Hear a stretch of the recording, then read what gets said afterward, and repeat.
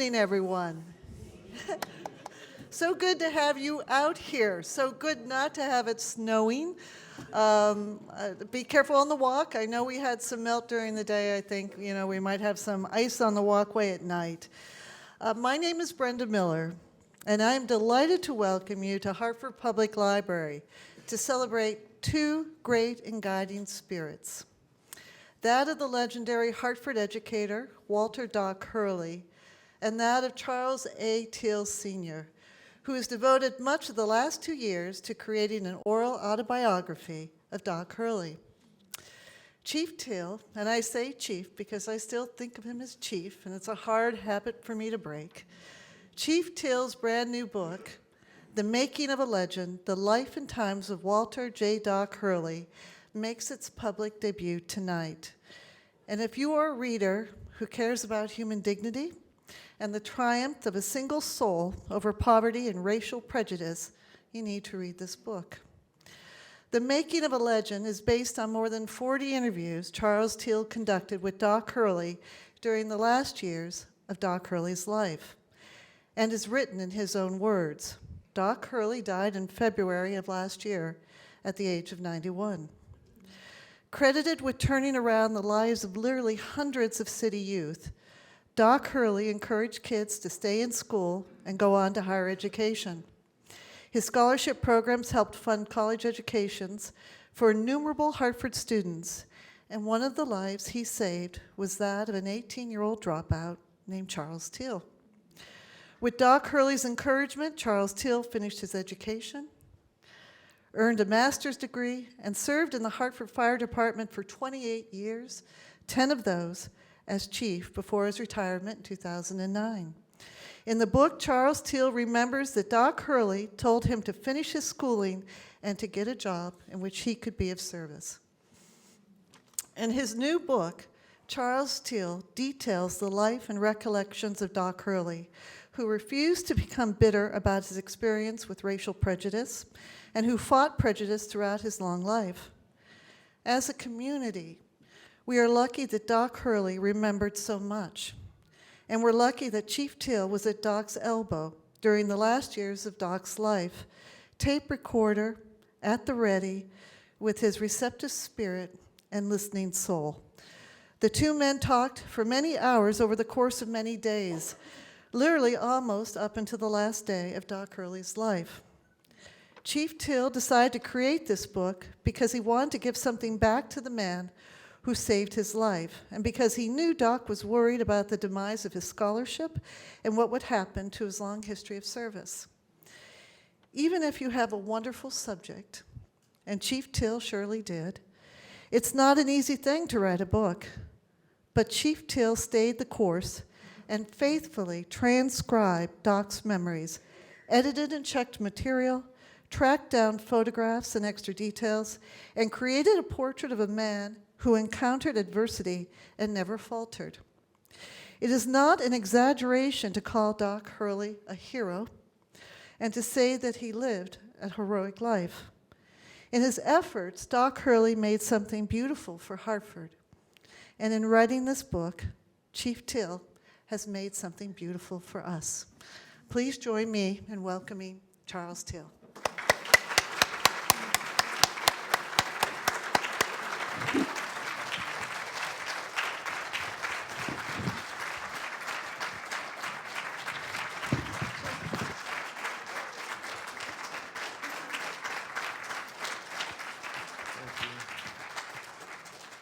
Thank you all very much. I greatly appreciate it, and thank you very much, Brenda, for that introduction. It was so thorough that I literally have nothing left to say. I'm inclined to, at this point in time, periodically say something that's lighthearted in an attempt at getting me through this experience. I want you all to understand that I'm going through what most of you are going through right now. It's great to have a book remembering the life of someone we loved and respected so very much, but it's difficult to launch this book without him being present. I've had the opportunity, and Helene, I got to ask my wife, Helene, do you have a watch on you? Yeah, stop me at about 15 minutes, all right? um, it's difficult because, in the past, I've had the opportunity to do a lot of writing. When I retired as chief of the Hartford Fire Department, I kept hearing the words of Socrates, who said, "An unexamined life is not worth living." So I sat down and I wrote my own life story, the whole thing. It took about 360 pages, and I said, I'll never publish this thing, but it was great for some purpose. But in any event, I wrote out everything that I possibly could, and I had the plan to write out some more information. Actually, my mother's life story. She grew up in Wareham, Massachusetts, and my uncle, William Rab Smith, many of you know Rab Smith, I'm sure. He wrote a book entitled I Remember Hartford. But in any event, I was doing a lot of writing, and sometime during that process or during that time period, I'm a history buff. I love Hartford history in particular, and give history tours to benefit Camp Current and the Boys and Girls Club of Greater Hartford. But at one point, while serving as a member of the Hartford History Center's Advisory Board, that's an organization that oversees the Hartford History Collection here in the Hartford Public Library, but we were having a meeting. And our leader, Brenda Miller, who just introduced me, said, we are going to interview, in essence, what she said, we are going to interview some of the most contributing and prominent members, residents of the city of Hartford. And those of you who are interested in participating, you'll be assigned 3 individuals to interview. And so I recommended one individual, my old pal, Manny Liebert. I don't know if any of you remember Manny Liebert, some of you do. Manny Liebert was a good friend of mine. I miss Manny Liebert every day. I mean, he was a good friend. He lived to be 98 years old, and I did get to interview him for this project. But I also got to interview Hartford's first female mayor, Ann Usello.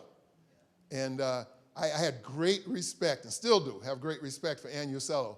Back when I was about 13 years old and attending the Boys Club, now the Boys and Girls Club, on Nahum Drive in Hartford during the riots of that time period.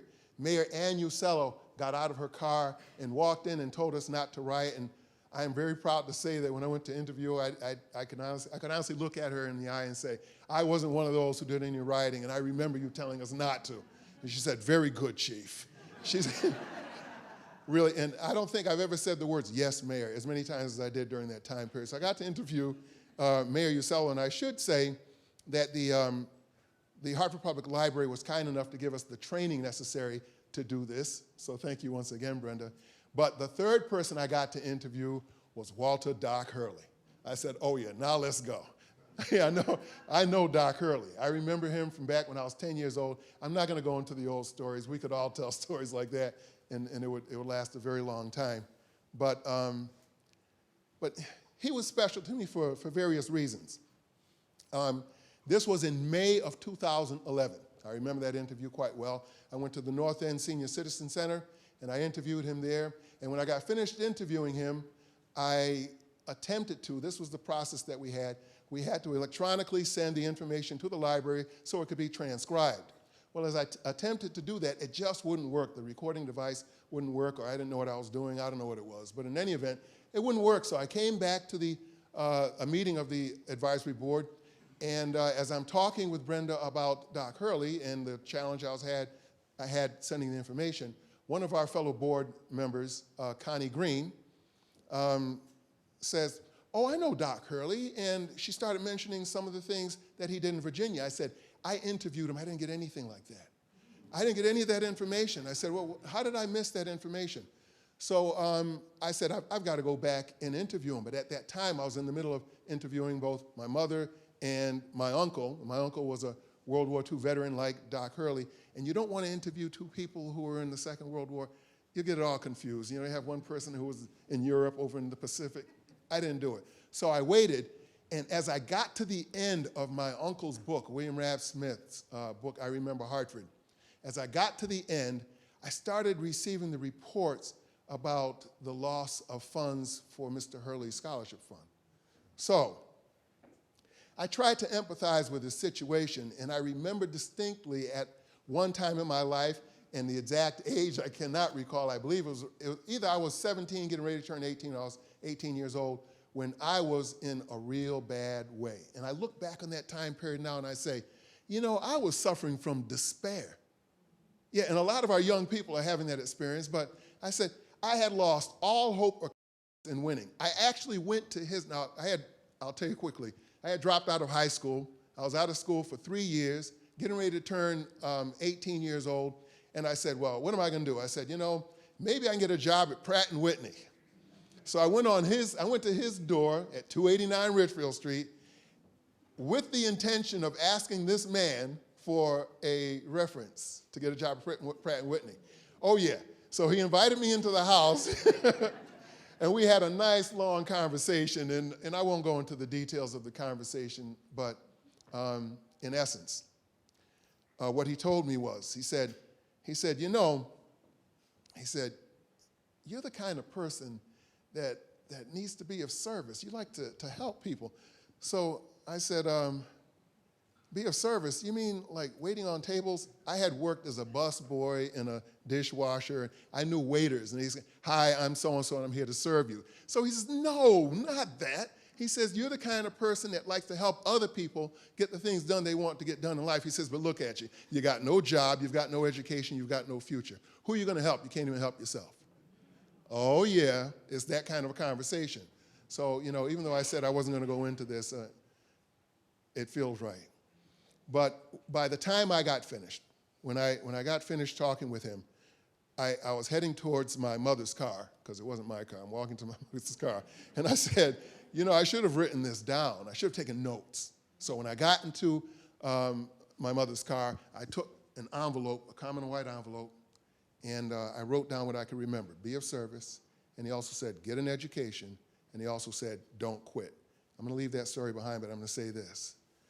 That which he taught me about persistence, because he said, how does it feel right now that you've given up on your education, given up on your future, disappointed your family? He said, how does it feel? And I said, bad. And he says, no, that's not good enough. He said, tell me how you feel. I said, terrible. I should not have quit high school. He says, good. He says, and that's how I want you to feel for the rest of your life. He says, because as long as you remember, all right? He said, as long as you remember how bad it feels to quit at something important, you'll never quit at something important again, right? That's who I was dealing with.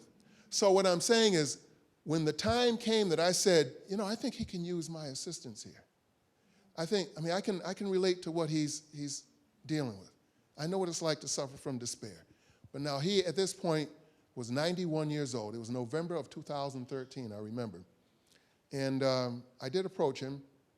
Didn't take long. And initially, I tried to ease up on the situation. I said, how about I write your memoirs? And he says, okay.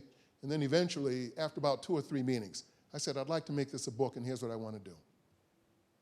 I said, first and foremost, your life is a life worth emulating, especially at this point in time in our life. And you'll see part of this in the preface that I wrote, so I'll just be brief about this. But I said, there are many young people in our lives today who are getting the wrong messages. They're starting to focus on negative things. It's affecting their attitude, and they're getting the wrong understanding about what this country is. I said, you and I both, talking to, I always called him Mr. Hurley, I said, we both know that this is a great country. In fact, it's the greatest country in the history of the planet. Well, through your example, we can remind them of that fact, and they'll learn to love this country the way you did. And in spite of the fact that they run into some challenges, they won't paint this picture that is so negative, and they'll be willing to step up and be of service. So he said, well, that sounds pretty good. I said, I'll tell you what, one more step. I said, we'll make the proceeds, all of the net proceeds, I mean, that which is not used to pay for the printer, but we'll make all of the net proceeds available to your scholarship fund. So he says, I'm in. So we worked, and we worked, and we worked, and we had several experiences. I wish I could tell you all of them. They were amazing. When you're dealing with a person like that, you know, I met Frank Boo Perry for the first time, formally, because of Doc Hurley. You meet incredible people. I was just sitting there taking notes, and it's me, my computer, and a recorder, and we couldn't get things done. People would walk up to his room, they hear his voice, and they'd stop and go, "Is that Doc Hurley?" I said, "The one and only," and I just have to stop and listen. Yeah, he was just that kind of loved and respected individual, and we met everywhere we could. Yes, 289 Ridgefield Street. I remember being at St. Francis Hospital. I remember being at Alexandria Manor. All right. Yes. Well, a couple of things come to mind that I'd like to bring to your attention. And I think I'm going to conclude because I got to ask some questions. Yeah. At one point, I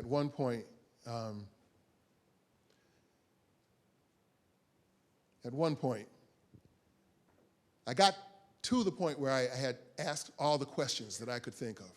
And I've been through this process on several occasions. So I extracted all that I possibly could. There was nothing left to ask. So that what I was doing was actually just going over the information that I had typed out. We were at that process. And he could tell. He said, "This is different." Because all I'm doing is reading to him, and he's saying, "Yes, that's accurate. Yes, that's accurate. Yes, that's accurate." Now, normally, he would be seated right in front of me, but at this time, he was seated to the side of me, facing the doorway. All of a sudden, he was in his wheelchair. He took off in his wheelchair. He took off. I said, so I have this process that I use to make sure that I'm accurate when it comes to typing things out. First, I type it out in blue, and if it's accurate according to the person I'm writing about, I color the font.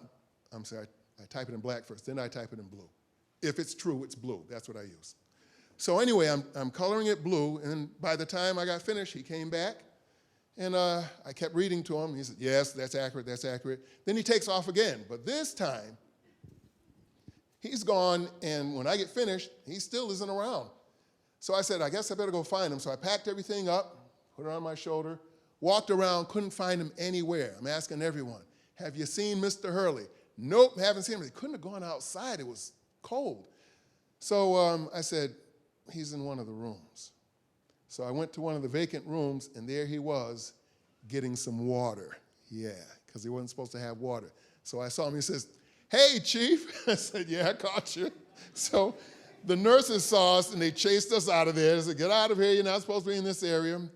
And as we're walking towards the exit, towards the lobby, I distinctly remember saying, of all the experiences that I have had related to this, I'm going to remember this the most, just walking with him towards the exit.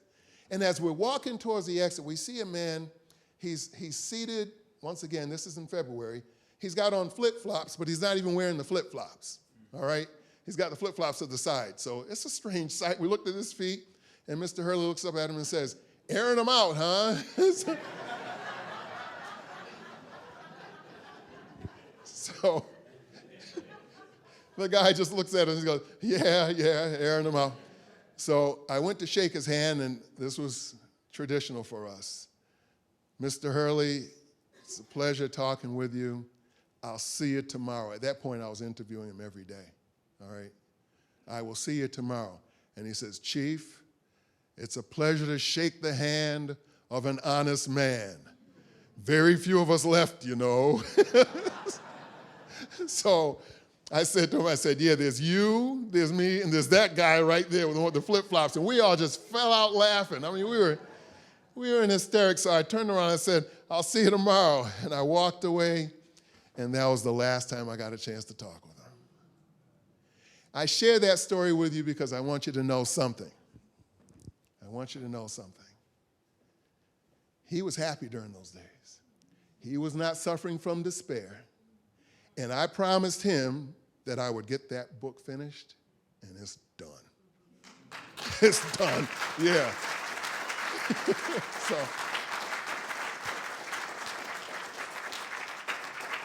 and how fair this is. It took persistence to get that done because a lot of things transpired during that time period. I don't need to go into detail, but there were some real challenges during that year. There were some real challenges. But it took persistence and to think I learned about persistence from Doc Hurley. Yeah, what goes around comes around. Am I at the point where I get to ask if anyone has any questions? Absolutely, sir. Does anyone have any questions? We have someone down front here who would like to ask a question. I'll answer it if I can.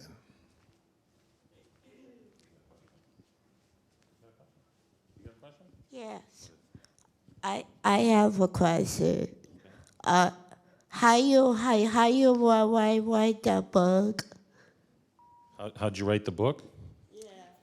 It took a lot of patience. I've never thought of myself as a writer.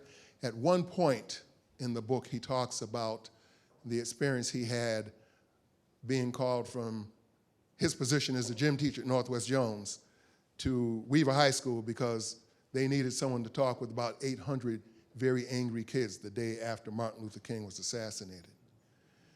And I looked at him after hearing this and I said, you know, based upon what I'm hearing you say, it sounds like everything that you had to endure prior to that day in 1968 prepared you for that day. I said, it's amazing. And I sat back and I said, you know, you need Alex Haley to write this book, but he's not available, so you're stuck with me. You know, but I'm telling you, you'll see it. You'll see it. I'm not going to talk about the book because it's a truly powerful book, and I sincerely hope that you share it and you apply it, especially share it with young people. I'm sorry. More questions? Any questions, please? I'd like to hear your questions. We have no more questions? We have, yes, please, Linda? Because I haven't read the book, I really want to be able to ask questions after I read the book. But do you know the status of his scholarship program to date? Yes, the Hartford Foundation for Public Giving has, it's actually a different fund, but it is the Walter Doc Hurley Scholarship Fund. And they are awaiting the proceeds from the sale of this book, and several people have made contributions. I know one of them in particular is businessman Curtis Robinson. I've known Curtis Robinson since I was 12 years old, and a man who loves to be of service. But he helped. In fact, he restarted it, I believe, the scholarship fund. So it's still up and running, and you'll see information in the book about it in case you'd like to contribute.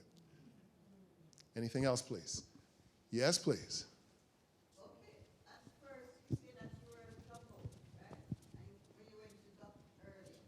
Or is it that when you got this job, when you went back to him, how he see you as, when you went back to him?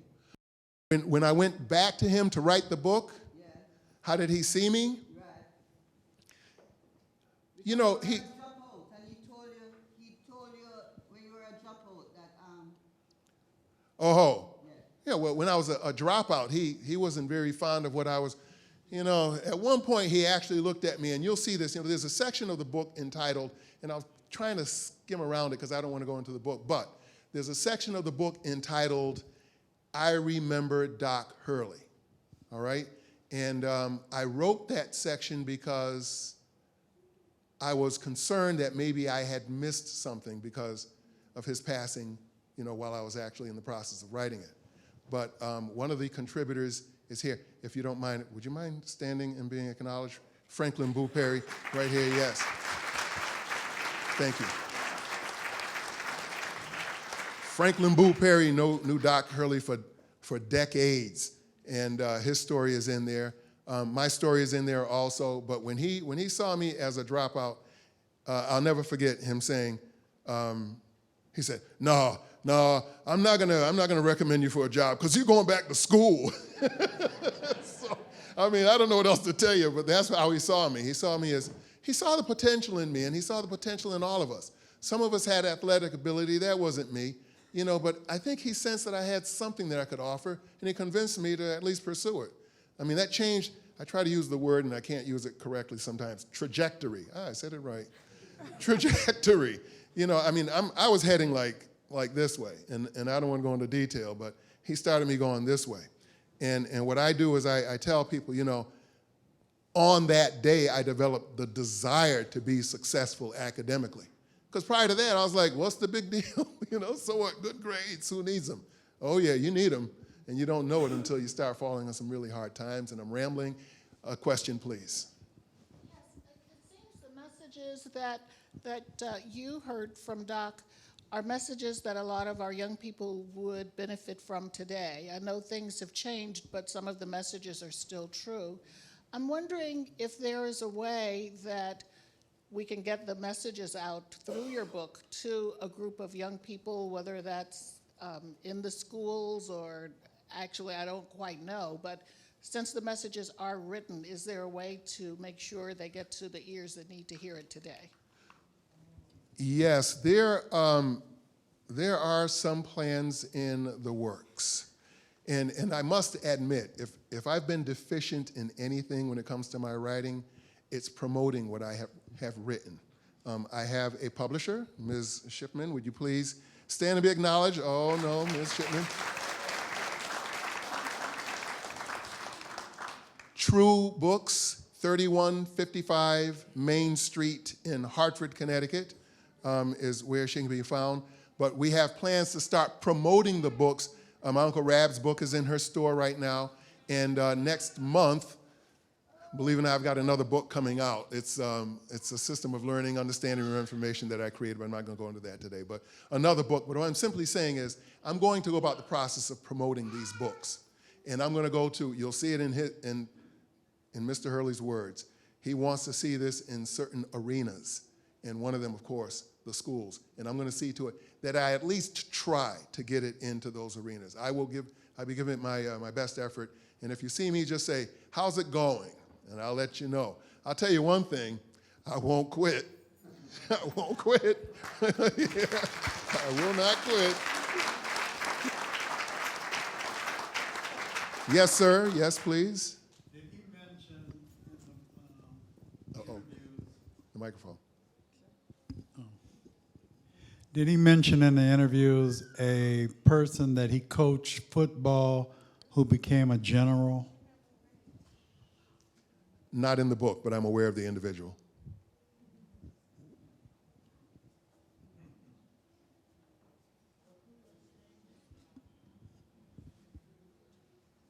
Anyone else? Please.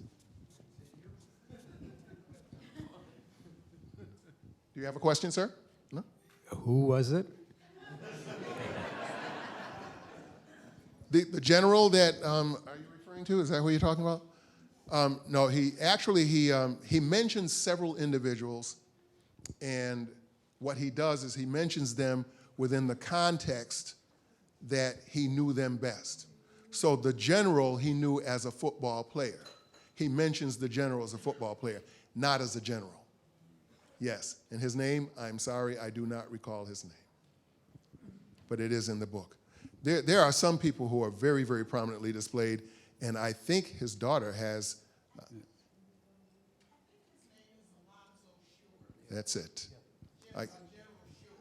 General Alonzo Short. Thank you so very much.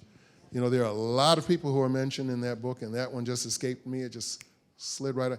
And as some of you know, I'm very good at remembering your names. I'm being sarcastic. I forget people's names. It's awful. I see you and I go, I know you, you're so-and-so, and it's not so-and-so at all. I apologize. I do that a lot. I'm sorry? Alonzo Short. Thank you again, Gene. I appreciate it. And who else has a question? I thought I saw someone else's hand up. I really would like to answer your questions. Yes, we have one over here, please. Was there somebody who served as a mentor to Doc himself? Yes, and primarily the individual he speaks of is a gentleman from Virginia State University who served as his mentor, and he mentions him in the book quite a bit, yes. You know, one of the things that as people cause, this may be going a little bit far, but I think it needs to be said. If I don't say it, I'll feel like, gee, I wish I had said something along these lines. You've got to remember that during the time period that he first went to Virginia State University, it was just prior to December 7th, 1941, the day that will live in infamy. Okay, so the Japanese bomb Pearl Harbor, and what does he think to himself? He says, they've attacked my country. Now, he's living in the Jim Crow South, but he travels up to Springfield, Massachusetts, and joins the Marine Corps. That's a tough outfit, especially back then. I mean, I know it still is, but back then everyone knew that was the toughest outfit to belong to. But that's how much he loved this country, in spite of the fact that he was not treated well. He was treated as a second-class citizen, and he does talk about some of the treatment that he received.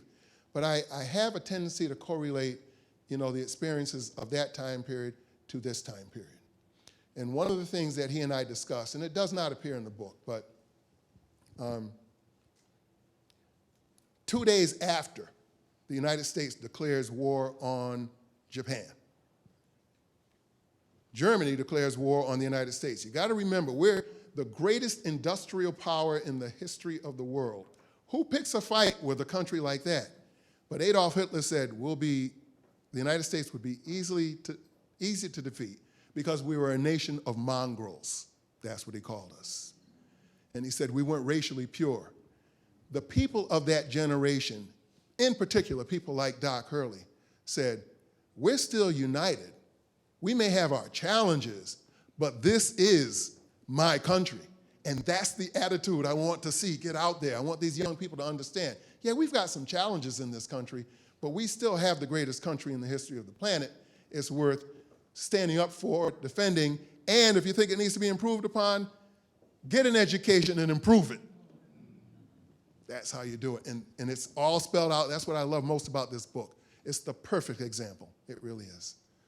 Any more questions? You already had one. Sorry. You have to wait. Does anyone else have a question?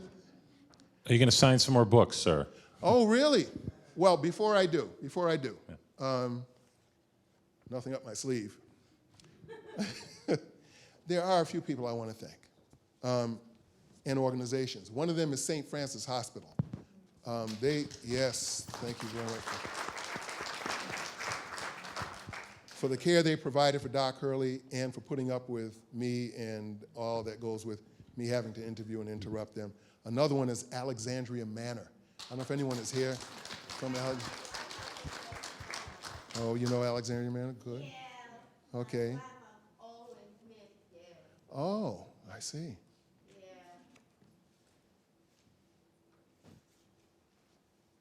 My editor. Where are you, Lois? Oh, yes. Lois Lewis, please stand up.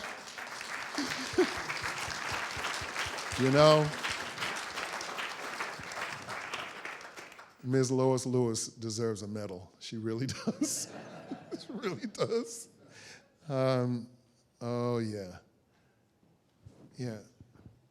Brenda. Where are you, Brenda Miller? Oh, there you are. Brenda, stand up again and please be acknowledged. I have to say, I've loved the library since the Hopkins branch was on Main Street across from Company 2. Some of us remember that. I go way back. You're talking the 1950s, but I've always loved the library, but this place has been so special. With all honesty, if it wasn't for them, I don't think this book would exist. So that's really stepping up. Thank you very much, Brenda. Thank you, Hartford Public Library. I'd like to thank also, there's my business cards are here. It's called Teale Inc. Teale Inc. is the name, actually it's Teale Inc. Incorporated, is the name of a company my son and I formed in order to accomplish several things. If you got my card, you look at the back, you'll see it says A equals H plus S times D, which stands for attainment equals the sum of health plus strategy multiplied times desire. The desire portion of that formula is made evident in this book. We bring the desire to be successful academically and professionally to people through this kind of publication. But my business partner is my son, Charlie. Son, Charlie, stand up, please. Yes.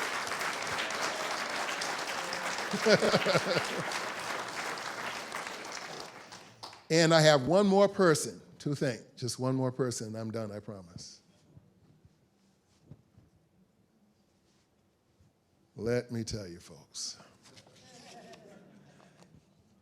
I have just an experience that a lot of people find quite peculiar, but the first time I had it was when my father died.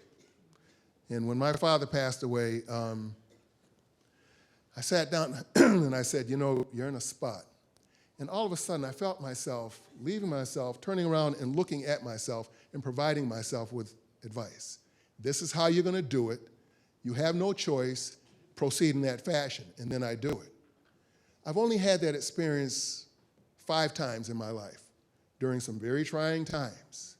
In 2014, I had that experience 3 times. That was a tough year.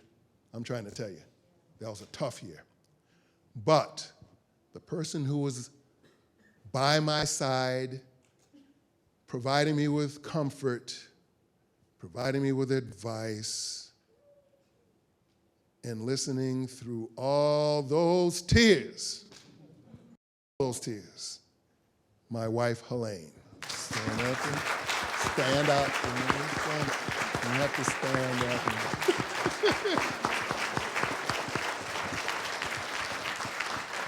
Thank you, sweetheart. I really appreciate it. I love you very much. Thank you. Well, does anyone else have anything else that they would like to say?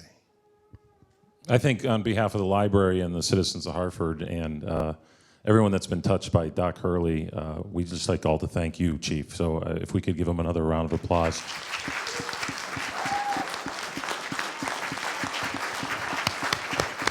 Thanks, boss. Thank you very much. I'll take that mic, sir. I'll take that mic. Doc is my father, was my father, will always be my father. And I will forever be grateful that you loved him enough to take the time to write what should have been done years ago.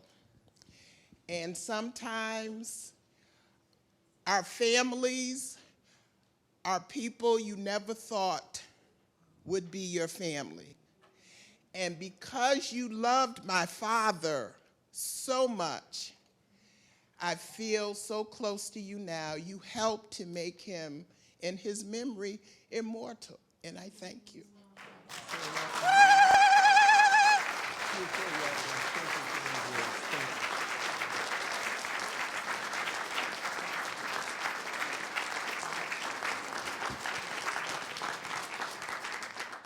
We'd like to thank Weaver High School for loaning us Doc's sweater, and there's other cool stuff up in the History Center. So next time you're here at the library in the Hartford History Center, please stop by. And thank you all again for attending, and drive safely.